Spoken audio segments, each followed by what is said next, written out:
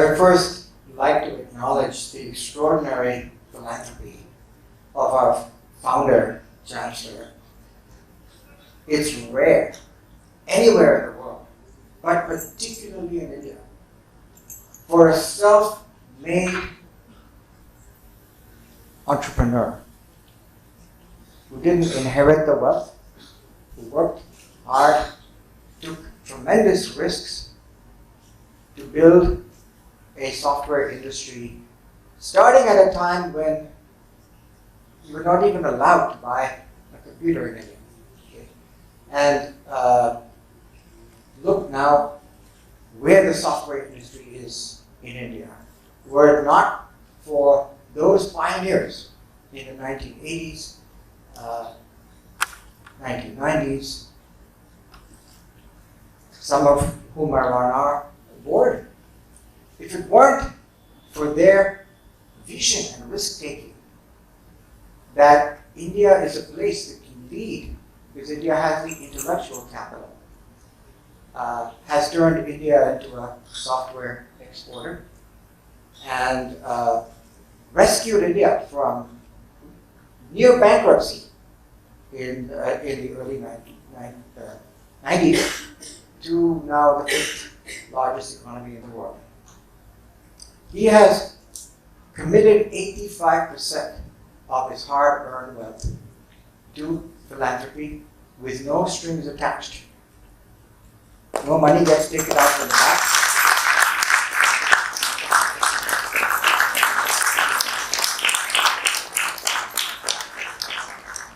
There are very few, if any, private or private-deemed universities in India with a single sponsor that are not business ventures. Really. They use that to make a lot of money. It's in legal ways even, it's possible. So this experiment in Sai University is a huge leap of faith, and those who have joined us have taken that leap into the future. I'd like to make a few points, some of which elaborate on the points that our founder chancellor has made. The first is, why do we need new universities? Why do we need new systems of education? Why do we need both of those, particularly in India? And these are the reasons why I came back to India after many, many decades abroad, because this is India's time. India doesn't seize the opportunity to change its higher education model.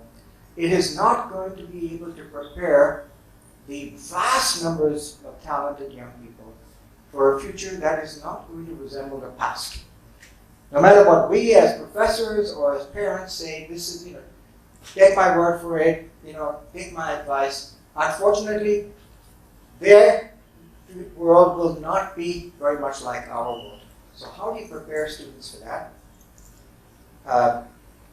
As was mentioned, we all know India has the largest youth population in the world. You may not know that half of the university-age children in the world are in India. And if you look at the statistics now, which is widely cited by the World Bank, by UNESCO, even the new national education policy in India, the shocking fact is that maybe 27% of the youth population has an opportunity for any higher education at all. China is already at 50. 75 years ago, India and China were both small percentages, but India was even higher than that. What are these kids going to do? The jobs of tomorrow are not going to be the jobs of the past. And jobs that don't involve fundamental cognitive skills that stay at least one step ahead of AI, those will be the only jobs that will remain good jobs. Everything else is going to be automated. I think that is going to disrupt every single profession. I think our kids have an intuitive understanding of that. So I would say there are two basic disconnects between the traditional higher education system. Let's talk about the Indian context, where it's extremely regulated by government. Huge disconnect between that and two things. One is the economic dynamism of the future. And if you talk to futuristic CEOs around the world, and even in India, you talk to people who are leaders in research on education, quantitative research on education. There's a very strong view that the opportunities of the future will disproportionately involve making connections across traditional subjects, traditional professions.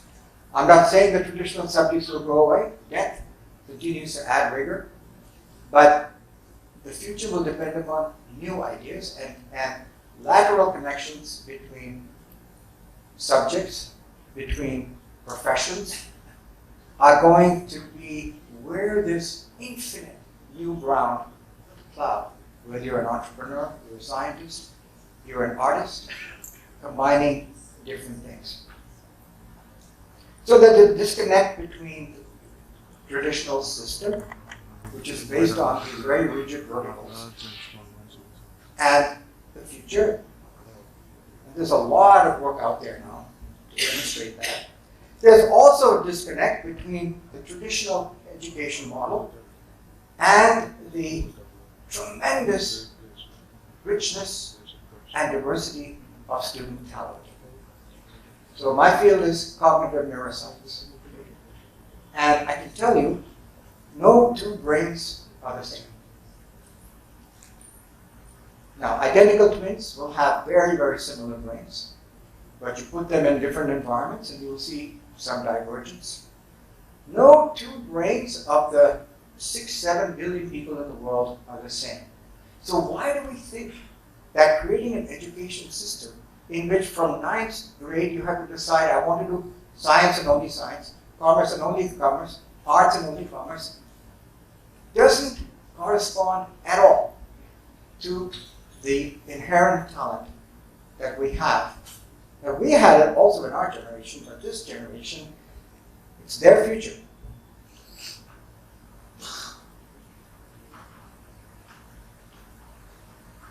Why do we have regulations and policies that try to keep this almost infinite, richly, infinitely dense and diverse set of talents that every kid brings uniquely into these buckets? Okay? Now, I struggled with this as a kid because I loved physics, but I also loved music.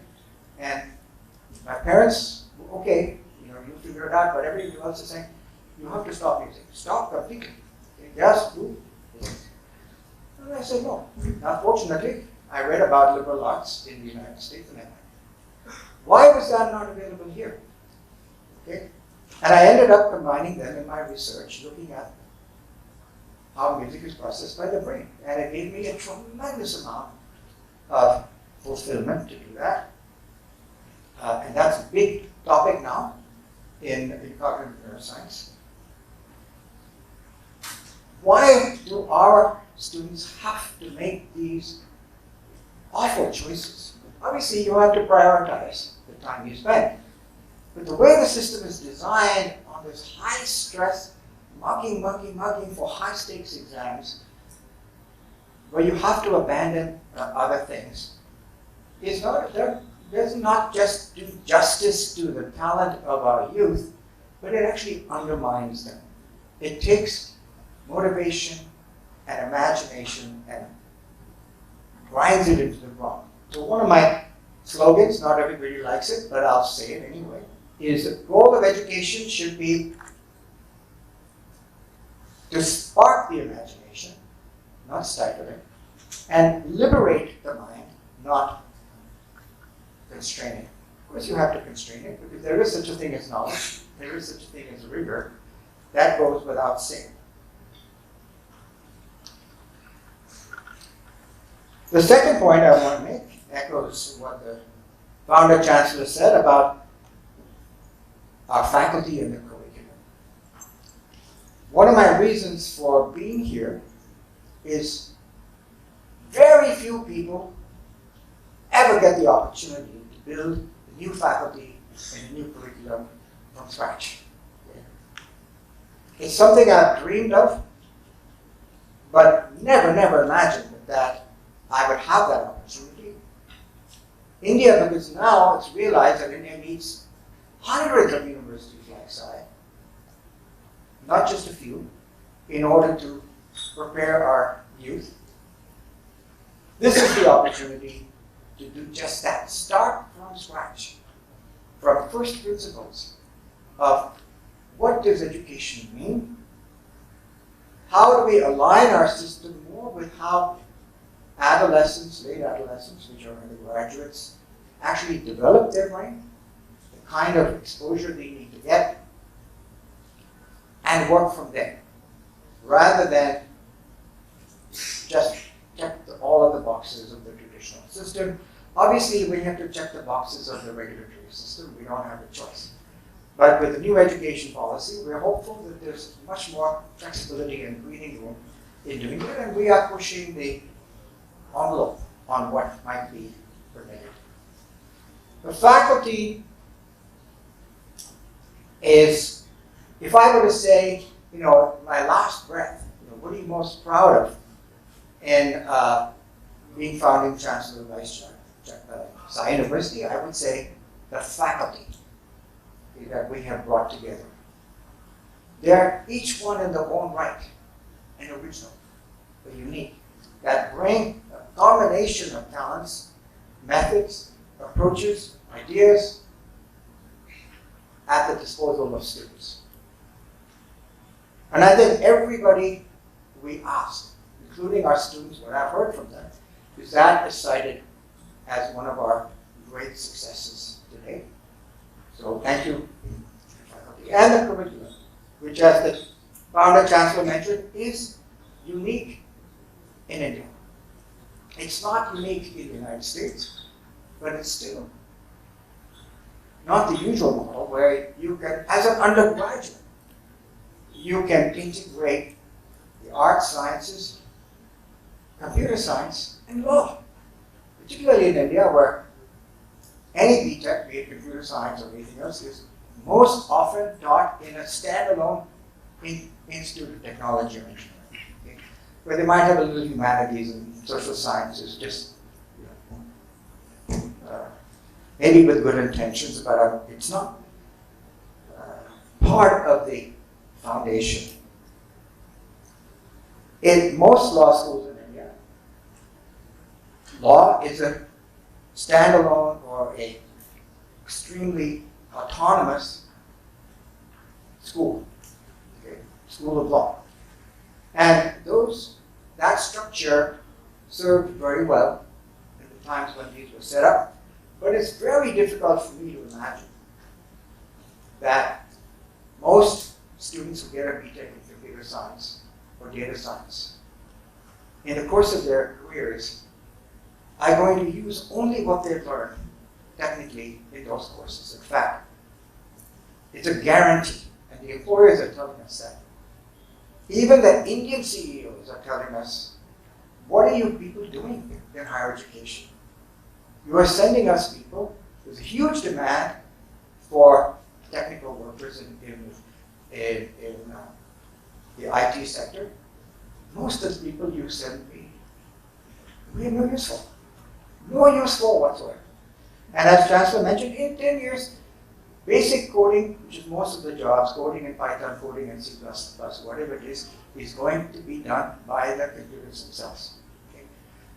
Companies will be looking for people who are able to solve new problems, not the problems you had to learn how to solve in your textbook. Never on the job do you get a textbook problem, at least in the fields that I know. I don't know if that's true at all.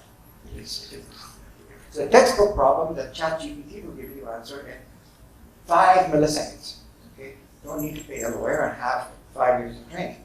So these disconnects are huge. Our faculty, all of them, of course, they're experts in their trained field, and they can teach the rigor of that discipline, which still remains important.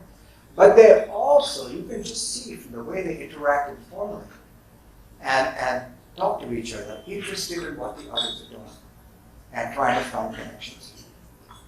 The curriculum is designed for that, bringing the arts and sciences, technology, and law into one liberal ecosystem. We have some liberal arts colleges in India. We have some that say liberal arts and sciences, but to my knowledge, we are the first to bring BTech into it and law into it. Those are the things I'm most proud of. We would love to see our model copied. Not right away, but eventually.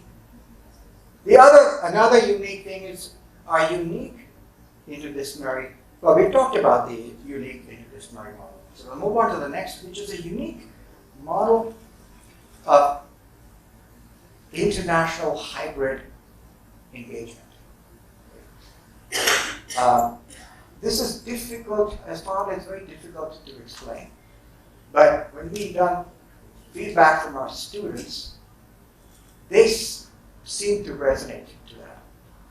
The pandemic helped in that regard because we have to be online. And we have assembled, if you look at our International Advisory Board, the most distinguished group of international thought leaders of any Indian university, I guarantee you that.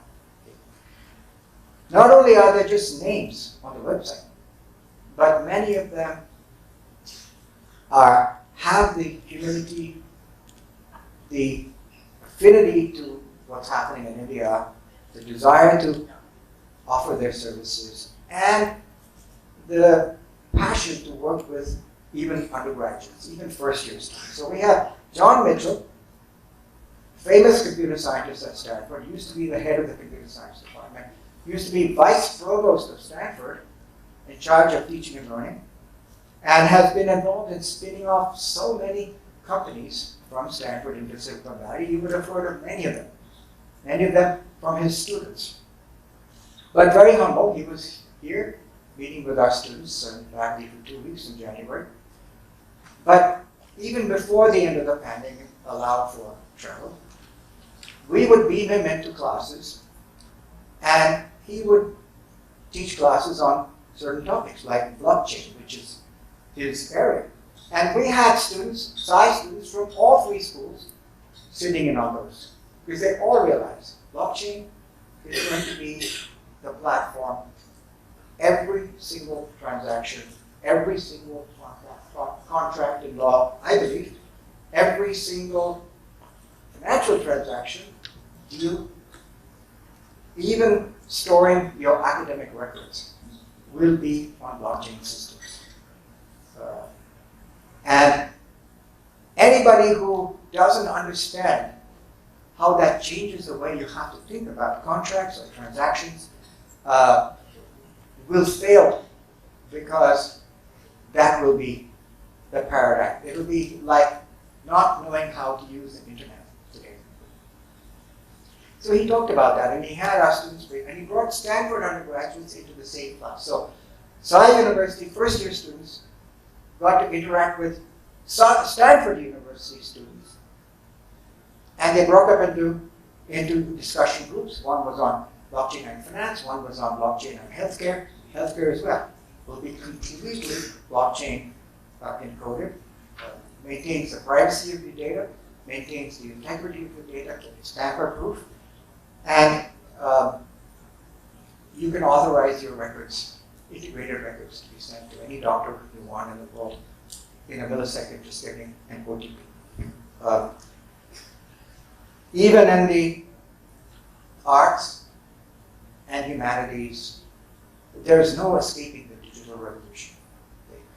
And so these things can come together. So we have some of these international thought leaders beaming in online and working in an interactive way with our students, even starting in the first year undergraduate. Another example of that is a completely different model, which is led by Professor Sherman Teichman, who spent most of his career at Tufts University. And I got to know him when I was provost at Tufts, and I thought, wow, he's out there. This is a radical way of teaching. Many professors were a little bit skeptical about it, because he gets students who are kind of feeling they don't fit here or they don't fit there. They're looking for some meaning in life. They're looking to be saving the world, changing the world, and doing something meaningful that the academic curriculum, almost anywhere, doesn't give you a chance to do. And he would bring them together. He would send them to refugee camps abroad. He would send them to South Africa to observe the Truth and Reconciliation hearings, do interviews, collect records, come back, write a research paper. And I saw some of those students, their entire lives were given searing meaning, when before that they were kind of lost. There are many, many such lost kids in India. I can tell you, I've met them. They say, nobody understands me. My parents don't understand me. My teachers don't understand me. But I know I have something to contribute. Help me figure that out. That's going to be, if a university can be a place where such students flock to, even the sheer numbers in India, you're going to have large numbers of people who go out and do completely new things that they were not explicitly trained to do. Start new kinds of companies, new innovations, new forms of art, new ways of doing mediation, arbitration, all of these things, I assure you. So what Sherman Teichman does, and because of the pandemic, he was again have to stay in Boston. And so he brings in thought leaders or leaders of NGOs, government leaders from different departments of different governments, often people who are in leadership positions in countries that are at war with each other, and brings them together on a panel in front of our students and has them interact. What I've seen is that the power of that is infinitely greater in terms of its impact on young people than having learned that same stuff in the classroom. Finally, our pedagogy, and I touched on a little bit of this. Being a cognitive neuroscientist, my views about learning education have evolved from the normative view that those of us who are faculty members tend to have, to the view that is completely informed by the latest research on how the brain learns, how children and adolescents learn, and how what you've learned is deployed or not deployed 5 years, 10 years, 20 years, 30 years later, when you're actually practicing a profession or you're living out your life. The evidence is absolutely overwhelming. Absolutely overwhelming. Very little of what we test students on in examinations actually manifests itself later in life, even for toppers. So I got in the habit at Dartmouth of, I had generations of students. And when the students came for one of their alumni reunions, 5-year reunion, 10-year reunion, I would make it a point of meeting some of them who I remember from the past. And, how is it going? And the thing that stands out in my mind is meeting a student who had graduated 10 years before. He was a top student. He was just getting A's like that. He could do anything. And I said, what are you doing these days? Well, I'm vice president of the Wall Street firm. He's already a multimillionaire. Well, these big deals, and wow, I'm not surprised. So he said, Professor, I really like the course you taught on cognitive neuroscience. I said, oh, and I remember that he was a top student. I said, so what do you remember from that? One of the big topics in cognitive neuroscience is how the brain remembers and recalls. He couldn't remember a single thing. Not one thing. And this very articulate, brilliant, successful, naturally successful person, motivated, found himself battling. I said, so what do you remember from that course? You said it was a great course. Well, like stuff. Like, what kind of stuff? Well, like stuff about cognition. Oh, that's in the name of the course. Stuff about the brain. Very interesting. That's also in the name of the course. Anything specific? Well, yeah, memory. Memory, which is a major module in the course. So what do you remember about what you learned about memory? Nothing. Okay. I have a TEDx lecture called The Dirty Little Secret of Learning, which is that we forget. We forget most of what we learn. Now, those of us who are professors and become teachers, we are outliers because we love that stuff and we have persisted in the knowledge business. But most of our graduates today will go into other things. They'll go into business, they'll go into companies, they'll go into startups, they'll go into finance, they'll get a BTech and they'll go into marketing. There's a flood of what I call recovering BTechs in India who are doing almost everything else but technology. What is the true value addition of their education? Now, I'm just as guilty as most of my colleagues in education and thinking, well, you see, it does have an effect. What I learned in thermodynamics, all those equations, got me to learn how to think, and I apply that same analytical skills in marketing.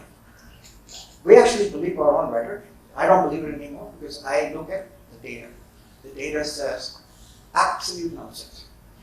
There is very little transfer of fundamental principles you learn in one subject to another subject. It's a tragedy of education. So we have to rethink all of that. I'll stop there.